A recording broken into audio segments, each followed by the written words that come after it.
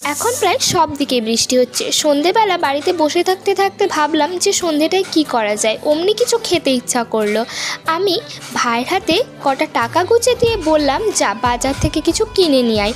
অমনি দেখি আমায় বলে উঠলো, হ্যাঁ তুই তো একাই খেলে হবে না, আমাকেও খাওয়াতে হবে। আমি বললাম ঠিক আছে, যা বাজার থেকে কিছু নিয়ে আয়। ও দেখি খালি হাতে মাথা নিচু করে বাড়ি ফিরলো। আমারও তো মনটা খারাপ হয়ে গেল। আমিও অমনি ভেবে উঠলাম যে না, হাল ছাড়লে হবে না, কিছু একটা বানিয়ে নিই। আমি দেখি বাড়িতে সব কিছুই আছে।